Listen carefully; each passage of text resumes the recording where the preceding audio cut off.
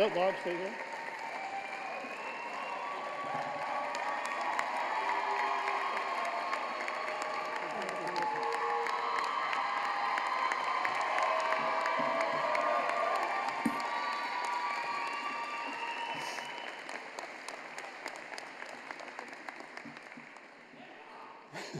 Good morning, President Wagner, members of the Board of Trustees, faculty, class of 2017, parents, family, and friends. A few months ago, I was speaking with Dr. Wagner, and he asked me if I would be this year's commencement speaker. I was very excited about this thought, but I wanted to be a little chill, and I said, let me get back to you, I'll think about this. So in the meantime, I was really, really excited. He did put one limit on it. He said, you can't tell any jokes. So I told him I wouldn't. I will tell a little story, though, that is...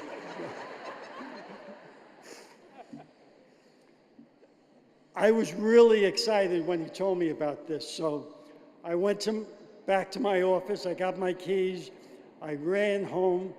I actually drove home.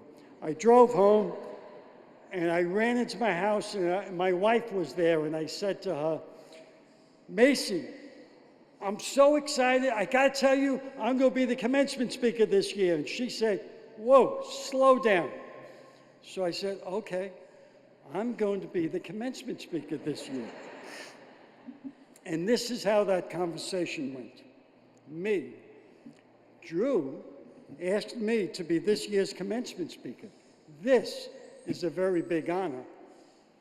My wife. When he asked you, was he drunk? So I said, no, he doesn't even drink.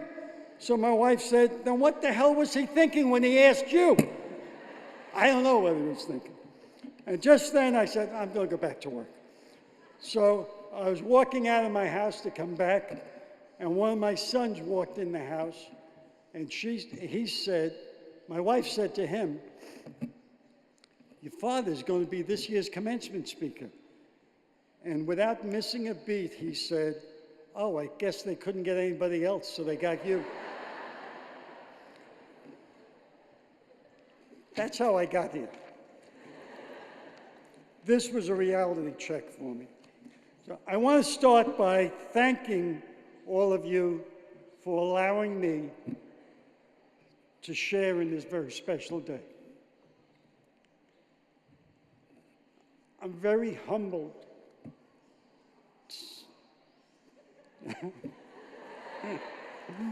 Standing here in front of you.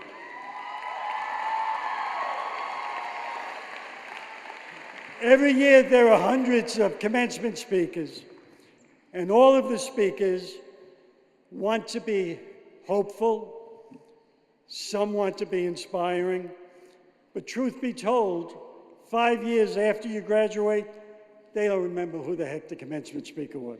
And you probably won't remember either, and that's okay.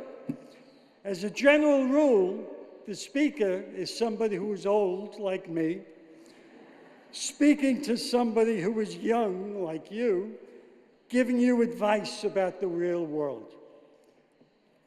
I'm going to continue that tradition. I believe that your attitude is a much better indicator of success than your IQ is. I think that one of the deciding factors for having a successful life is how you handled setbacks, failures, and challenges. I believe that you have to look at obstacles that life throws at you as a great opportunity to improve things. A lot of people think they only have one shot at success, and that's not true. You may have many, many shots. But the truth is that many people don't even take that one shot when the opportunity comes their way. A lot of people have fear of failure. Maybe it's inexperience, lack of motivation. Or maybe it's just not knowing where to begin. Too many of us are not living out our dreams because we're too busy living out our fears. You have to make sure that you are not a product of your circumstances. Instead, be a product of your decisions. Look at your failures as preparation for success. I believe that every problem is an opportunity in disguise. Without opportunities, without obstacles, you're not going to grow. Career success is just like life success. Success is an ongoing journey. You have to show up every day, and you have to work hard on all the activities that lead to success. But I believe that very successful people have a little difference in how they look at life. And that little difference makes a huge difference. And that little difference is your attitude. Your attitude will allow you to not obsess over obstacles or setbacks. Instead, your attitude will allow you to treat your failures as an opportunity to achieve great success. Ultimately, the only control you have over life is yourself, your thoughts, your actions, and your attitude. Don't fixate on what you can't control. Concentrate on what you can control. It's up to you to fix what you can in your life, and that starts with fixing your attitude. Don't sell yourself short, because you deserve only the best in life. Take control of your attitude before it takes control of you. Maya Angelou said, "Nothing will work unless you do." I think this is very true. Nothing will work unless you do.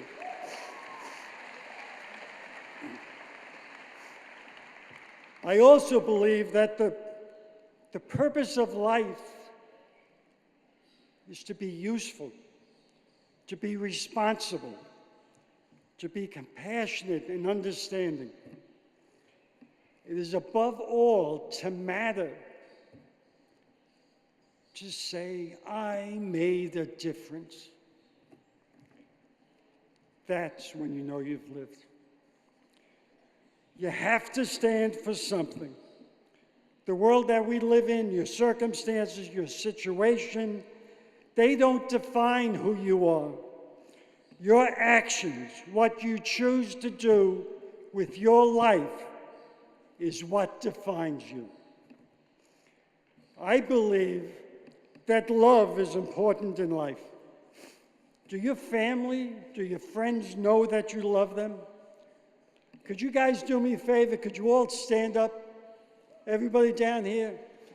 Could you turn around to your family and your friends and tell them that you love them?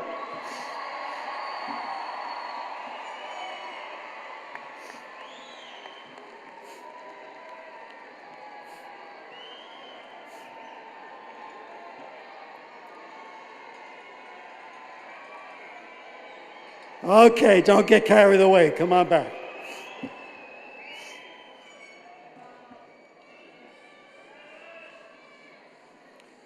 Tell them every day that you love them. And something special will happen. They will tell you that they love you. Take the time to acknowledge the good things in your life. Enjoy the beauty that surrounds us. If you want more love in your life and more love in the world, you want to create more love in your heart. That love is going to start with your attitude. Life is going to bring you back everything that you have thrown out. it comes right back at you. Happiness leads to success rather than the opposite. No amount of money is going to make you happy unless you find a happiness inside you. For all of our graduates who are looking ahead to the future and wondering what's ahead for me, my wish is that you don't feel that life just happened. I wish you a great attitude. I wish you wisdom. I wish you the power to live your dreams. Life is what you make it. Make it great. And for those of you who may have deleted my phone number, my number is 516-398-9108. Goodbye. I love you. God bless.